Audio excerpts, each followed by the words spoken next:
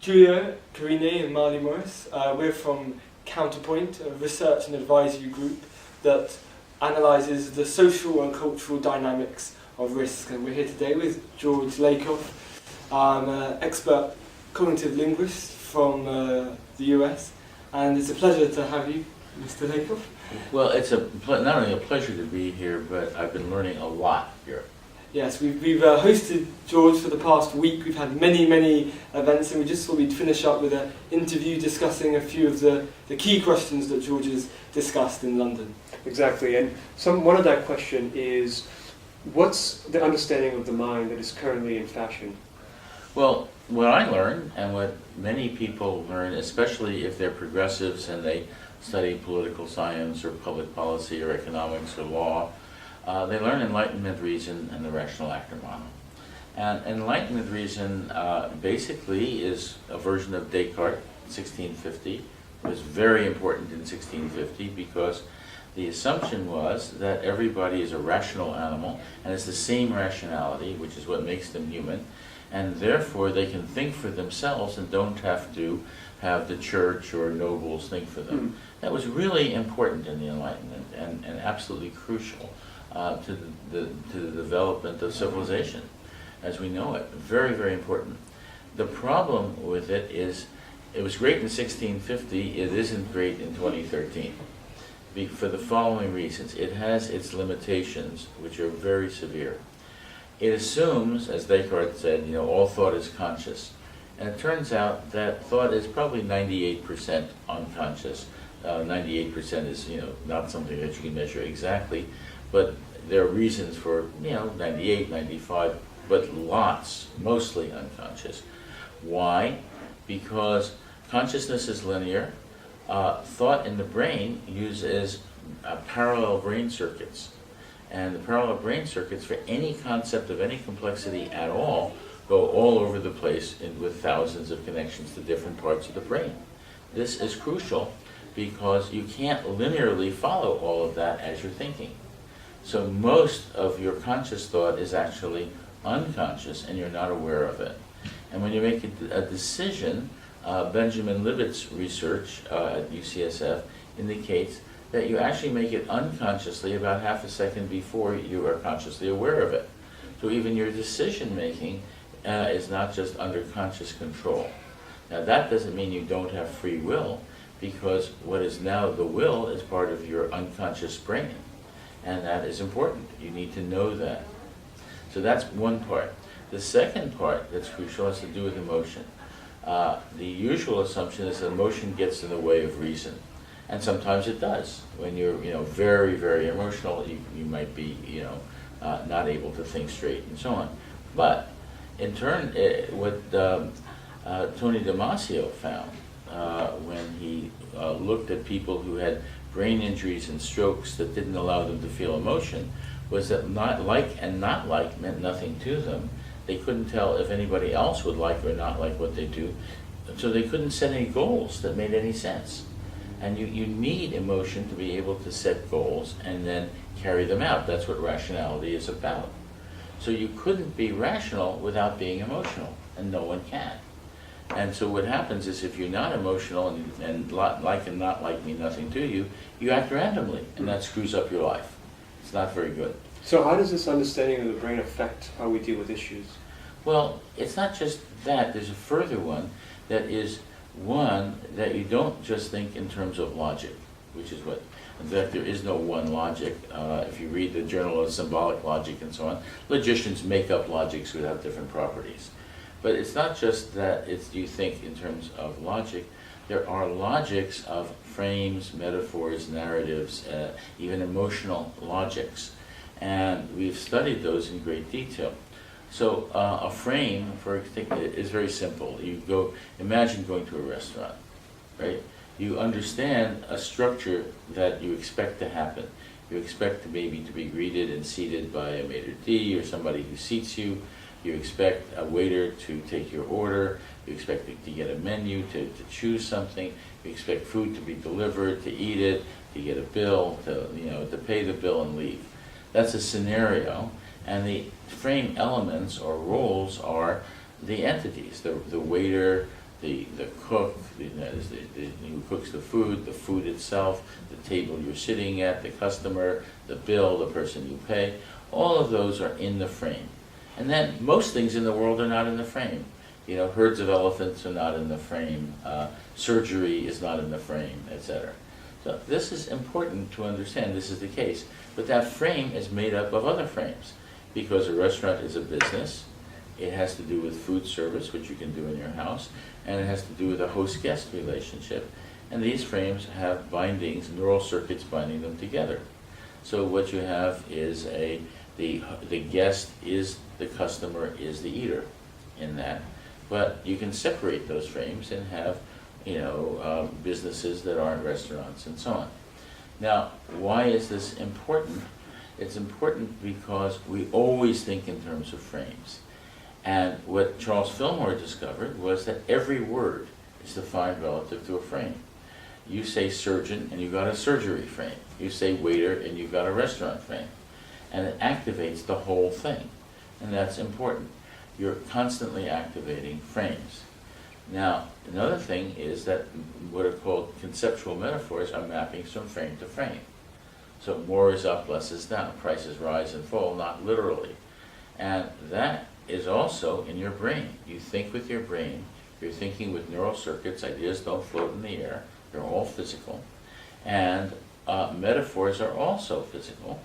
But metaphors, the metaphor system, you think in terms of thousands of metaphors, conceptual metaphors, not linguistic ones, not just words, but ideas like more is up, or affection is warmth, or purposes. And these are deeply ingrained in people's minds? Not only deeply ingrained, the primary ones are universal, apparently, because you every time you pour water into a glass, the level goes up.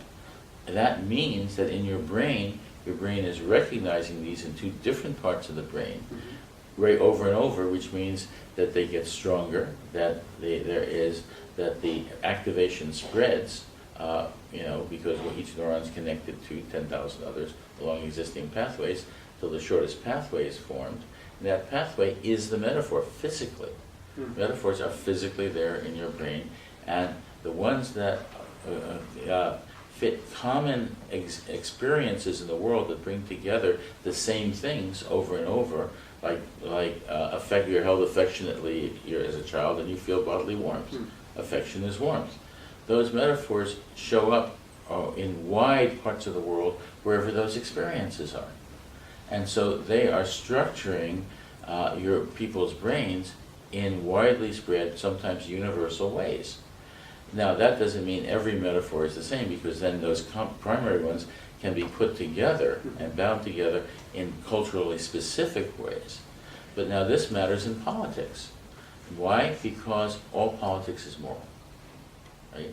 Why is it moral? If someone says, follow the policy I suggest, the political leader says that, the assumption is it's right. They don't say do it because it's wrong or doesn't matter. They assume it's right. But you have politicians who say the opposite things because they have opposite moral systems. And those moral systems turn out to have everything to do with families. That is, because you are first governed in your family, governing institutions are understood in family terms. And it turns out that we have two very different moral systems based on two different kinds of families, which have to do also with the fact that when you're growing up, and every child is growing up, there are different ways in which you understand well-being, which is what morality is about, as connected with some other part of your life. So, for example, you eat pure food, you feel good. You eat rotten food, you feel bad. So well-being has to do with purity, and morality is purity as a result, and immorality is rottenness. So you have that's a rotten thing to do. You have purification rituals around the world. Well, then, with respect to families, in general, for most children, you're better off if you listen to your parents. If your parents, when you're an infant, they're trying to help you. And you're better off if you're nurtured. Well, that means morality is obedience to legitimate authority on one metaphor. Morality is nurturance on another metaphor. And that gives rise to two very different models of family life. one of which where you have a strict father family who's the authority and a nurturing parent who takes care of you and wants you to be fulfilled in life and wants you to empathize with others and so on. Very, very different models, and those give rise to different models of politics and different models of the market and so on. So you're saying, for instance, progressives and conservatives use different metaphors and different narratives. Right. And progressives use a nurturing parent narrative. Conservatives use a strict father one. Now that doesn't mean that they happen to have been raised that way. They may have gotten it in other ways. And then there are what are called biconceptuals. That's people who are partly conservative, but mostly progressive, or people who are mostly conservative but partly progressive, and they may have different applications of these moral systems. Now, how does a family system work in politics? Well, if you take a nurturing parent family that says the parents empathize with their child, they take responsibility for themselves and their children, and they and they want their children to be fulfilled in life, and they teach their children to be the same way to others, to be empathetic, to take responsibility for themselves, to be responsible for others, and to want everybody to be fulfilled, and want themselves to be fulfilled. Okay? That's a nurturing parent family. Apply that to politics, and it says you get American democracy. American democracy says every citizens care about each other. They work through the government to provide public resources. What are the public resources? They are, from the very beginning, roads, bridges, sewers, public education, schools, hospitals, public health facilities. They provide, scientific research, a patent office, a national bank, a Federal Reserve, justice system, a policing system, things that you need in order to both live a decent life and to have any kind of business or a market.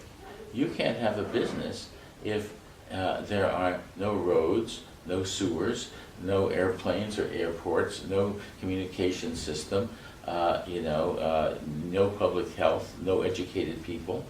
You can't possibly start any business that way. You can't have a market that way. You require public resources. And that's the progressive view that America was based on and that many democracies are based on. However, if you have a strict father view, it's really different. There, the father is the boss, and his job is to protect and support the family, and it's assumed that he is the ultimate moral person, that he knows right from wrong, and that his word is law, and should be, because he knows right from wrong. And his job is to make children into moral beings. How? Because the assumption is they're bad, they just do what feels good when they start, and so then he has to punish them when they do wrong, and what is doing wrong? It's not obeying him. So the idea is morality is obedience to a legitimate authority, the father, and that he has to punish them painfully enough so that they will get the discipline not to do what feels good, but to do what's right, namely what the father says. Now, the logic is if you get that discipline, you can go out in the world and be prosperous. If you're not prosperous, it means you're not disciplined. You can't be moral, so you deserve your poverty. Right? That is an argument that is there in conservative governments everywhere. It's there in England right now, and so on. A very important one.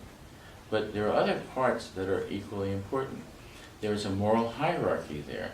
The father has the greatest authority and is the most moral, and the assumption is the people who are most moral should rule. How do you know who's most moral in society? In a well-ordered world where with a God who gets it right, there is an assumption that you have a hierarchy. God above man, man above nature. Nature's there for you, hence not environmentalism. You have, if it interferes with man above nature, adults above children. If children disobey, you can paddle them or beat them under certain cases until they do. You have rich people are better than poor people, who are assumed not to be as moral and disciplined. You have the Western world above the non-Western world because they won out. You get our country always better than another country. And then you have things like men above women, straights above gays, whites above non-whites, Christians above non-Christians, or our religion above other religions, whichever religion it is. So you get this hierarchy out of a strict father family, which gives you anti-immigrant views, it gives you views in which men can control women's lives, and so on. It gives you racist views. Now, that's very, very common. The other big thing about the strict father system in a family is that there's no authority above the market, and the authority of the father must be maintained at all costs, or the whole thing breaks down. Okay. So we have these two competing narratives, and Right. potentially people can hold both, although one can have priority over another in someone's moral view. Well, Now, it's not just that they don't hold both equally about everything. sure. That is, someone who's moderate as a conservative will hold mostly strict father views, but some nurturing views. Someone who is moderate as a progressive will hold mostly nurturing views, but some strict father views. And this is a very common thing. And it works generally, someone who is completely progressive or conservative will be about a third of the population for most cases. And people who are moderates, fill that in, the other third. But there's no one in the middle. Mhm. There is no middle. There's no ideology of the middle. There's no moral system of the middle. What that means is something important politically. Why is it that in politics people talk about the middle? Well, there's a metaphor, left to right, to assume there's a middle, but there's a deeper thing. Polling creates a middle. Because polls look at demography. They look at things like where you come from, your income bracket, your gender, your ethnicity, but they don't look at whether you have strict or nurturing views on certain issues. They don't look at that at all, and they don't devise the polls to do that. If they did, they would find that there's no middle. There is, people on the far left, people on the far right, moderates, and then no middle. But if you don't look at that, then you get regression to mean. You get a bell curve, and it looks like everybody's in the middle. And what does that mean politically? It means that if you're a progressive, you want to move to the right, because if your voters are there, you want to serve them. And that's the worst thing you can do, because when you do that, what you're doing is using the conservative moral system. And the moral system is at the top of the frame hierarchy. So if you use that for any particular issue, moving to the right, you activate the conservative moral system as a whole, and that strengthens every conservative view, and it hurts every progressive view. So if progressives move to the right, that happens. Conservatives tend to not move to the left, and because they usually know better.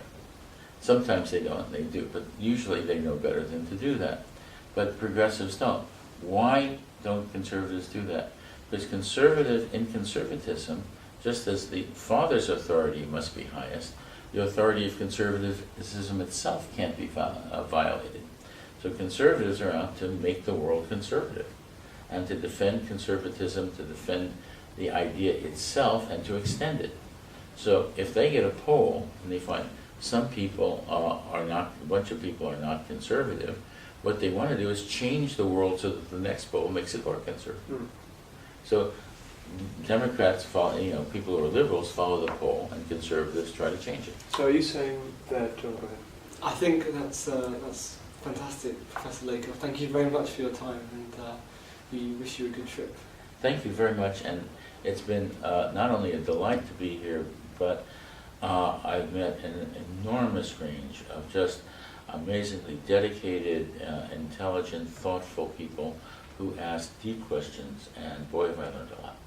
Thank you. We have as well. Thank you.